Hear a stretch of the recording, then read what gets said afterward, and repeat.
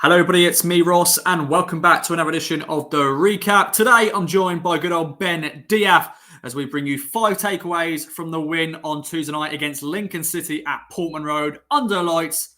A good victory, Ben, it was indeed. The first takeaway is another win, a clean sheet, and it was a comfortable evening all round, my friend. It was, yeah. Still not getting used to this comfortable feeling of watching Town, particularly at home. I think we saw out the game exactly like we said, comfortably 2-0 up. Never looked like anything other than 3 points, really, even before we took the early-ish lead in the game. Lincoln didn't threat much. Keeping the clean sheet, again, it's an absolutely phenomenal record McKenna's got. Never known anything like it as my time as a Town fan. Following us now for over 30 years, to have this clean sheet record is such an amazing platform to go on and win these games. Quite often we only need 1 goal to win a game at the moment. So getting 2 is great. Just the cohesion between the team, they all work together. It's working so well. It's not just Walton and the back 5, the midfield and the forwards work so hard all over the pitch. And it's just so comfortable to watch. Second half, sort of leant back in my seat, just watching the different shapes, watching the way Lincoln changed things at half time, I think slightly to ward off the threat from Burns, who was an absolute menace in the first half. So, yeah, we just saw out the game comfortably. And, I could get used to this. Really good viewing for Portman Road. Excellent crowd and a thoroughly enjoyable evening with the performance on the pitch. So the second takeaway is got to be SONE ALUKO. Oh, SONE ALUKO, the fans chant. Another great performance from him. What was the takeaway for you with ALUKO's performance? Yeah, definitely got to be one of the takeaways, the 5 takeaways from last night. He was just an absolute joy to watch. You sort of forget because he comes in and out of the team, and we have got a plethora of options in there with Chaplin and Selena in that number 10 role, or the sort of double number 10 that we play.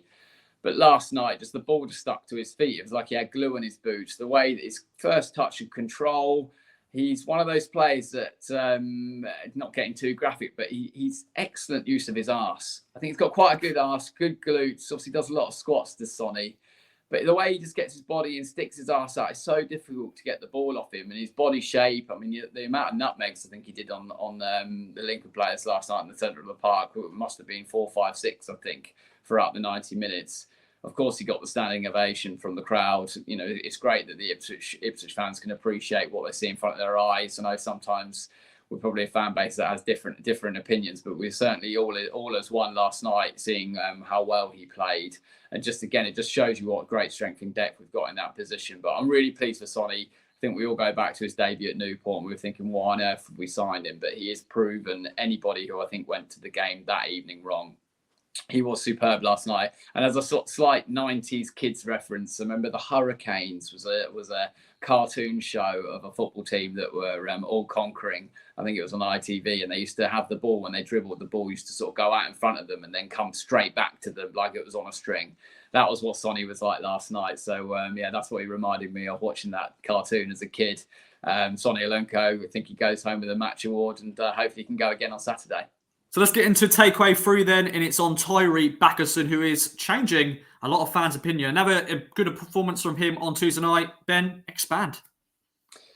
Yeah, I thought he was excellent. He ran SONE close to man of the match. I think, as I just explained in my takeaway number 2, that SONE would have got man of the match for me, but Bakkinson running close. He does a lot of the stuff, I think, sort of neat and tidy stuff without being spectacular. I think he's done that quite a lot since he has arrived. And maybe you can go through games and think he hasn't really done much. I've always thought he's done okay. Has given away the ball in some dangerous areas from time to time, but I think the way that we play, that can happen.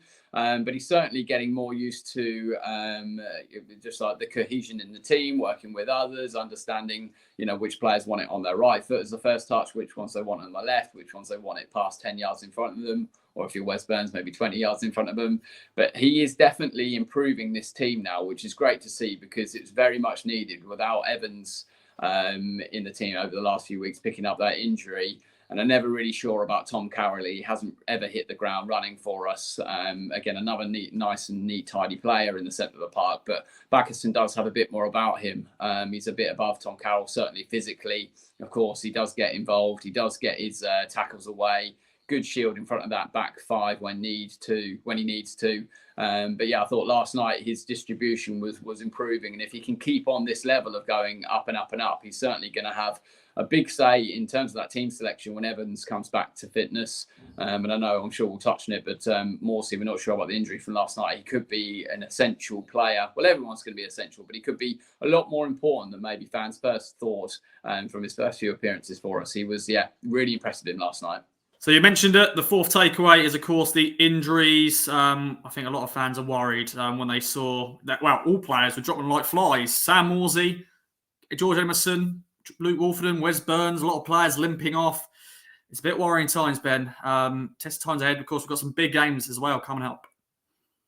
Yeah, it's look, we don't know the news yet. I'm sure all Town fans will be scrolling through their Twitter feeds, trying to keep abreast of every sort of turn of events over the next few days. Any McKenna presser or anything coming out in terms of any rumours.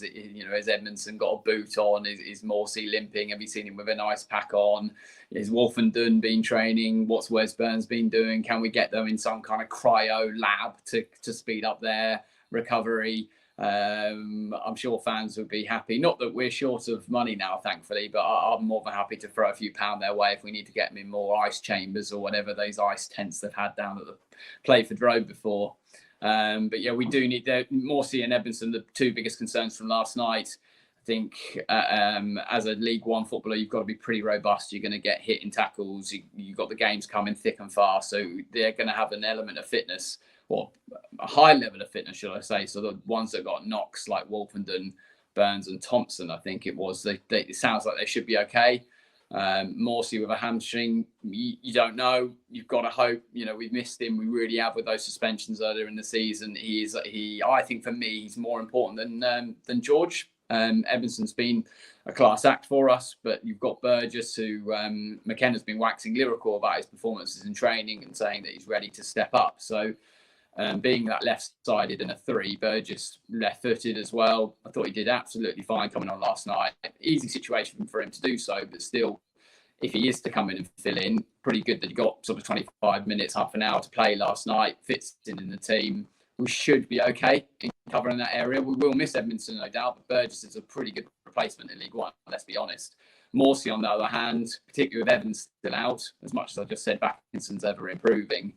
If he's not there Saturday, it is a huge game. We will miss him so badly. He's a real leader in the change room. We've heard other players talk so well about the way his leadership skills, the way he's shoving all the players in the ice baths after. He was saying to Dominic Thompson about getting his shoulders in right up. All that recovery is so important these days, leading by example. We will certainly miss him. I won't feel as confident on Saturday at 2 p.m. if he's not in that starting 11. But let's hope other players step up if he's not recovered. But yeah, as Town fans, I think we are a little bit worried. It did leave a slight sour taste in the mouth for leaving the ground last night. 2-0 comfortable, but the injuries are a worry. So the final takeaway, of course, is stand with Ukraine. A great touch from the club and also Lincoln City. We all playing in all blue, Lincoln in yellow. Ukraine flags everywhere, football standing together for Ukraine, and just a great touch, wasn't it, Ben? Yeah, it was lovely to see. It's sort of one of those things that's just at this moment in time, it's an absolute tragedy. It's good that football are recognising it, and people all over the country, and I'm sure all over Europe, are trying to raise money for the causes that are very much needed, obviously on a humanitarian basis. And the fact that both clubs put in that effort, Lincoln in their yellow kit, us in the blue shorts to be all in blue. The corner flags were blue and yellow for the Ukrainian flag. All the players got together before the game for not only a moment of applause with the fans, which was very well received, and everyone took part in that. Also then having the football stands together flag and photo just helps spread the word, helps fans. Not that I'm sure they don't realise, but there's so many good causes that people can contribute to, that the money will hopefully find the right place and help people who are in dire need at the moment. So I think it was important to recognise that that the clubs did that last night. There are things, again, as we all know, more important than football, and that certainly is one of them. So they're very much in my thoughts, and my wife and everybody in our family that I know, all the refugees fleeing out of Ukraine and all the people going through fighting for their country in the war over there. So really good to see it recognised last night at the game. Definitely. And well, Ben, it's a pleasure once again to have you on the show. The recap, 5 takeaways from the win against Lincoln City at Portman Road. Get involved. Let us know of any other takeaways that we could have added. And we'll be back for another video very soon. So catch you then. Thanks again, Ben.